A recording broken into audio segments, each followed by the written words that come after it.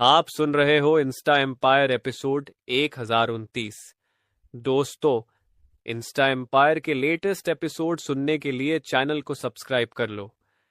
अनिका को चित्रा से अच्छा खासा ज्ञान मिला था और सारे समीकरणों को अच्छे से सोचने के बाद अनिका को भी एहसास हुआ कि ऋषभ को अपने से दूर भेजकर उससे गलती हुई है और इस समय वो अपनी गलती सुधारने के इरादे से सीधा नक्श के सामने पहुंच गई थी।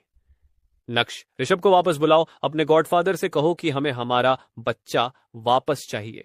उसे जो भी सिखाना होगा हम सिखाएंगे, लेकिन उसे अपन से अलग कभी नहीं करेंगे। कॉल लगाओ अपने गॉडफादर को और बोलो उन्हें, या फिर मुझे एड्रेस दो, मैं वहां से ऋषभ को लेकर आती हूँ। दबंग स्टाइल में अनिका ने यह कह तो दिया, लेकिन उसके पीछे के समीकरण से वो पूरी तरह से अनजान थी। खैर, इस समय तो नक्श भी पूरी तरह से चौंका हुआ था और उसे समझ नहीं आ रहा था कि वो अनिका को क्या एक्सप्लेनेशन दे।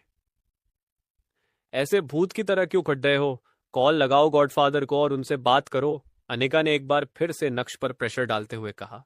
अनिका, वो एक्चुअली उनके पास फोन नहीं है। थोड़ा झिझकते हुए नक्श ने सच्चाई बताने की पहल शुरू की। दैट्स ऑल राइट, तुम्हारे पास उनका एड्रेस तो है ना? चलो चलकर ऋषभ को वापस लाते हैं। अनिका नक्श के चेहरे पर सीरियसनेस देख ही नहीं पा रही थी। वो अनिका, मेरे पास उनका एड्रेस नहीं है। मुझे तो ये भी नहीं पता है कि वो रहते कहाँ हैं। अपनी बात कहने के बाद नक्श ने अपना चेहरा नीचे झुका लिया था। What, are you serious? तुम्हारे गॉडफादर के पास फोन नहीं है, समझ आता है, लेकिन तुम्हारे पास उनका एड्रेस भी नहीं है। What rubbish is all this? Phone नहीं है, एड्रेस नहीं है, तो फिर तुम उनसे कांटेक्ट कैसे करते हो? एकाएक अनिका की दोनों भौहें ऊपर की तरफ उठ गई थी।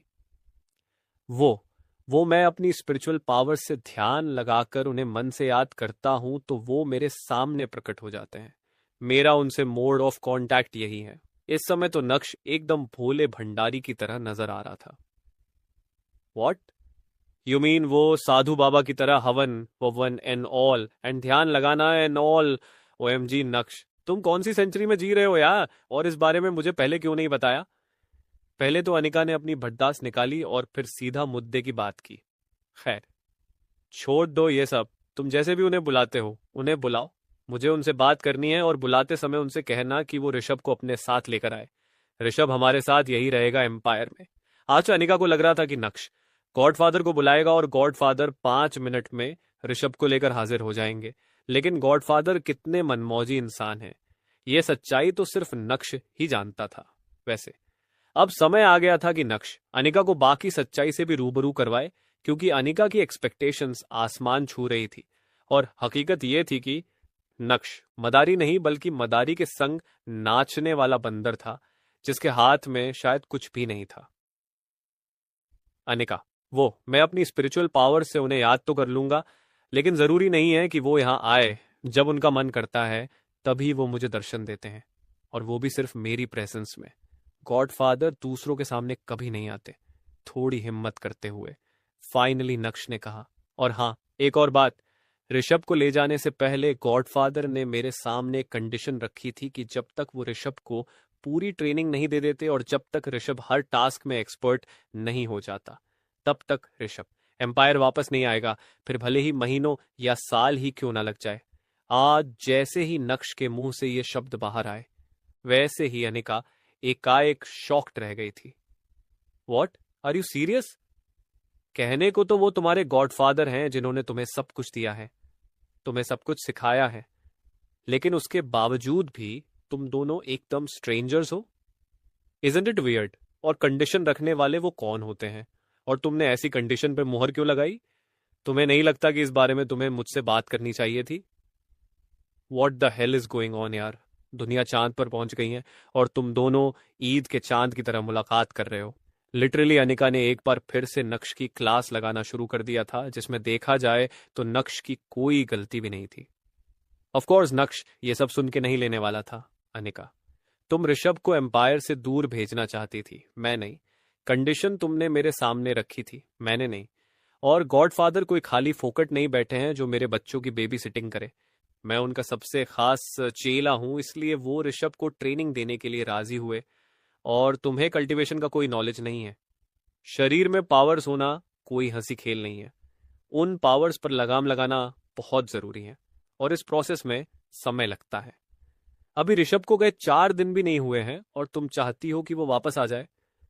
तुम तो ऋषभ को खतरा मान रही थी ना? तो अब क्या हुआ?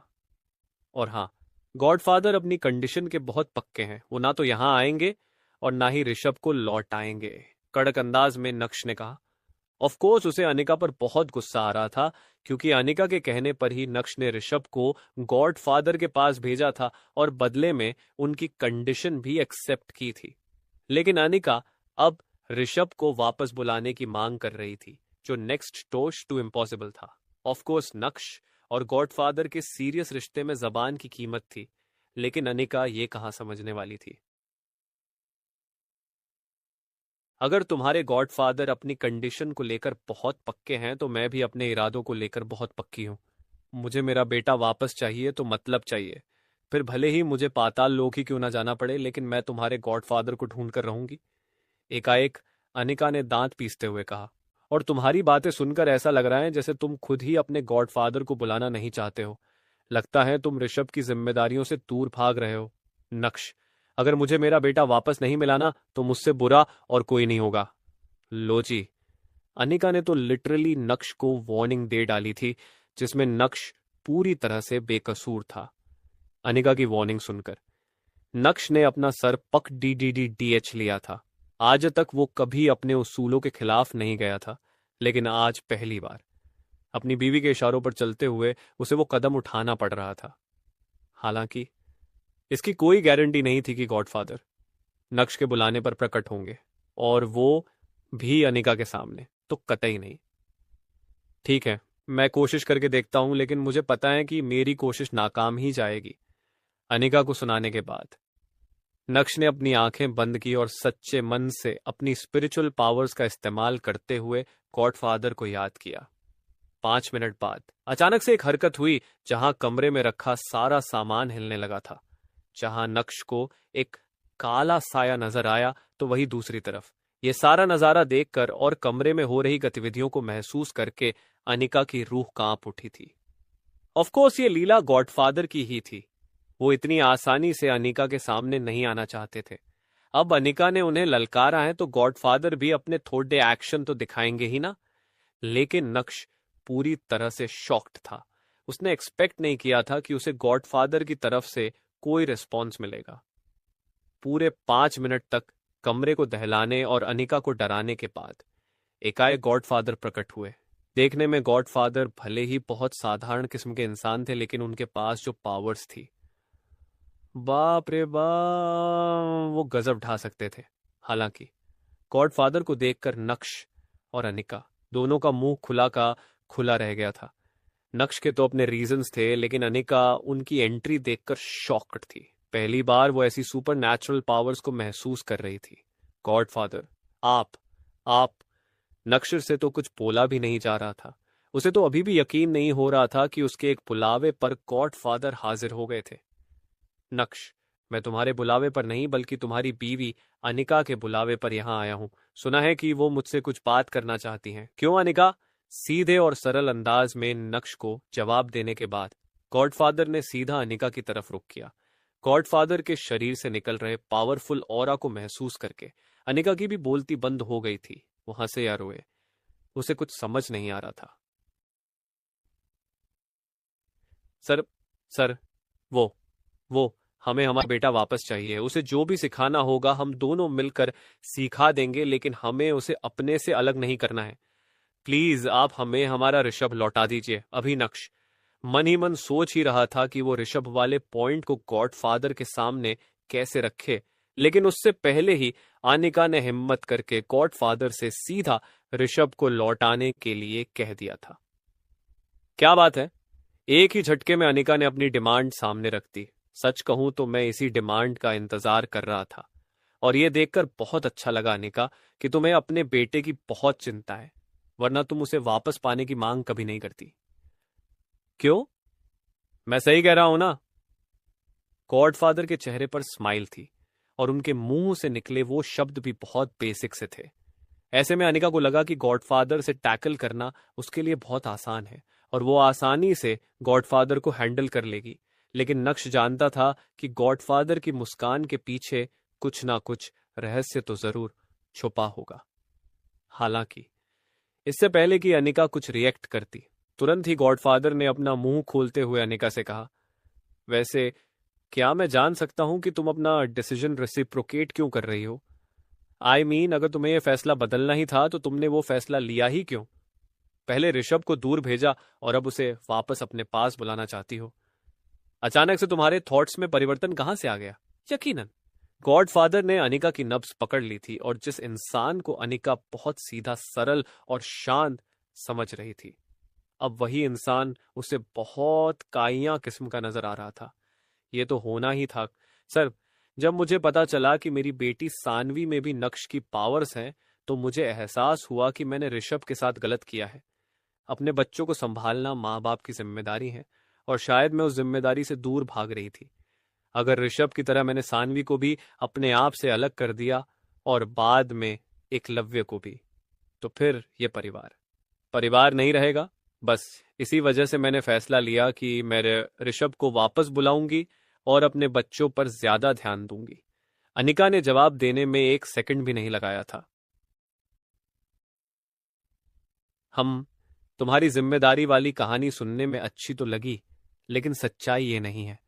सच्चाई तो ये है कि तुम खुद भी सिचुएशन को ठीक से एनालाइज नहीं कर पाई। जब एक माँ ही सिचुएशन के भंवर में उलझी हुई है, तो वो 4.5 साल के बच्चे से कैसे एक्सपेक्ट कर सकती हैं कि वो सिचुएशन को समझे, उसे परखे। तुम्हारे सामने जैसी सिचुएशन थी, उस सिचुएशन के मद्देनजर तुमने ऋषभ को एम्पायर से दूर करने का फैसला लिया। ठीक उसी तरह ऋषभ के सामने जो सिचुएशन रही होगी, उसके मद्देनजर ही उसने अपने एक्शन को अंजाम दिया होगा। माँ बाप की जिम्मेदारी निभाने से पहले अपने एम्पायर का माहौल ठीक करो। बच्चा जो देखता है वही सीखता है, और ऋषभ के मामले में तो तुम दोनों के लिए ये एक हाई टाइम है। सीधे और सरल अंदाज में गॉडफादर ने भी पाठ पढ़ाते हुए कहा। हाई टाइम है मतलब? अनिका ने चौंकते हुए पूछा। मुझे नहीं पता कि ऋषभ के पास्ट में क्या हुआ है, लेकिन हाँ, उसके हाव भाव देखकर मैं इतना समझ गया हूं कि वो अपने पास्ट से बहुत डिस्टर्ब्ड है। एक 4.5 साल के बच्चे को सही राह दिखाने की बजाय तुम लोगों ने उसे एम्पायर से दूर कर दिया। ऑफ कोर्स वो मेरे पास आया है तो मैं तो उसे सही राह दिखाऊंगा ही, लेकिन बच्चे ऐसा नहीं सोचते हैं। उन्हें नहीं पता कि उनके लिए क्या सही है और क्या गलत। उसके दिल में तो बस ये बात बैठ गई है कि उसके माँ बाप ने उसे एम्पायर से बाहर निकाल दिया है। उसके दिल में तुम दोनों के खिलाफ नफरत पैदा हो रही थी।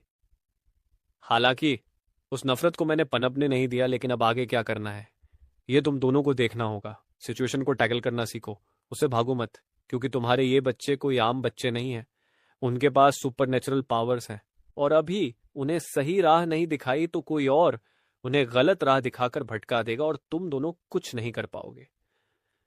मैं ऋषभ को वापस लौट आ रहा हूं, इसलिए नहीं कि मैं उसे संभाल नहीं सकता, बल्कि इसलिए क्योंकि उसे तुम दोनों की ज्यादा जरूरत है। और मैं इसी दिन का इंतजार कर रहा था कि कब तुम्हें अक्कल आए और तुम अपने बच्चे की मांग करो। कल सुबह ऋषभ एम्पायर पहुंच जाएगा। अपनी बात कहने के तुरंत बाद गॉडफादर पलक झपकते ही वहां से गायब हो गए थे। हालांकि अनिका को ऋषभ की कस्टडी वापस तो मिल गई थी, लेकिन साथ ही साथ उसे एक अच्छी सीख भी मिली थी और अब उसे उसी डायरेक्शन में काम करना था। ऑफ कोर्स सुपरनैचुरल पावर्स वाले बच्चों की पेरेंटिंग करना आसान नहीं था, लेकिन नक्श और अनिका दोनों इसके लिए तैयार थे। अगले दिन सुबह की पहली किरण के साथ ऋषभ के पैर एम्पायर में वापस पड़ गए थे। भाई साहब, ऋषभ तो वापस आ गया था, लेकिन अब यह देखना होगा कि उसका अनिका के प्रति रवैया कैसा रहता है। क्या वो अनिका को माफ करेगा या फिर उससे बदला लेगा?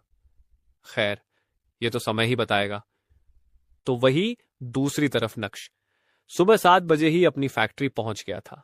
आज उसके लिए बहुत खास दिन था। ऑफ कोर्स ऋषभ के वापस आने की खुशी तो थी ही, लेकिन साथ ही साथ आज नक्श की नई हीलिंग पिल भी तैयार हो गई थी, जिसके लिए पूरी दुनिया पागल हुए बैठी थी।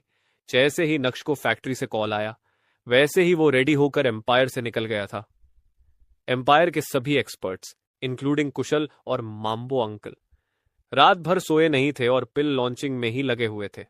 जी हां, माम्बो अंकल ने मेडिसिनल फॉर्मूला चेंज करके उस पिल को जहरीली बना दिया था और इस वजह से वो काफी हाई स्पिरिट में नजर आ रहे थे।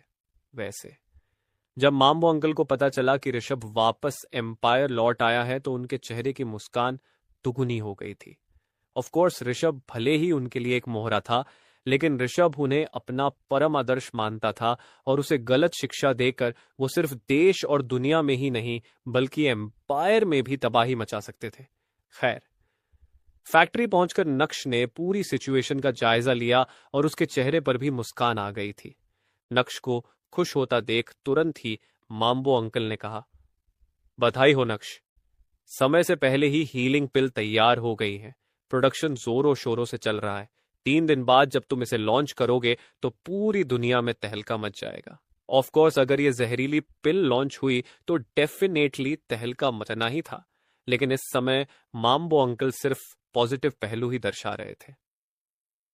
ओ अंकल, लेकिन जिस तरह क्रिकेट खेलने से पहले कैप्टन पूरे पिच को अच्छे से ऑब्जर्व करता है, उसी तरह मैं भी पिल लॉन्च करने से पहले उसका टेस्ट ड्राइव करना चाहूंगा। ये मेरी लाइफ का ड्रीम प्रोजेक्ट है। लॉन्चिंग से पहले ओक टेस्टेड तो बनता ही है। ये बोलते हुए भले ही नक्श के चेहरे पर मुस्कान थी, लेकिन माम्बो अंकल के चेहरे से मुस्कान पूरी तरह से गायब हो गई थी। हीलिंग पिल की टेस्टिंग की तो क्या चोरी पकड़ी जाएगी? क्या नक्श को पता चल पाएगा कि पिल के फॉर्मूले में गड़बड़ी हुई है? क्या नक्श तबाही रोक पाएगा? जब नक्श को पिल में गड़बड़ी पता चलेगी तो उसका क्या रिएक्शन होगा? क्या सभी की क्लास लगाई जाएगी? क्या नक्श को माम्बो अंकल पर शक होगा? माम्बो अंकल क्या करेंगे?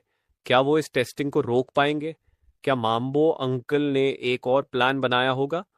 ऋषभ का अनिका के साथ कैसा बर्ताव होगा? क्या वो सब कुछ भूलकर अनिका को गले लगाएगा या फिर मौका देखकर अनिका से बदला लेगा? क्या नक्श की पिल लॉन्चिंग रुक जाएगी? जानने के लिए सुनिए Insta Empire only on Lakshman Lal Agarwal YouTube channel पर।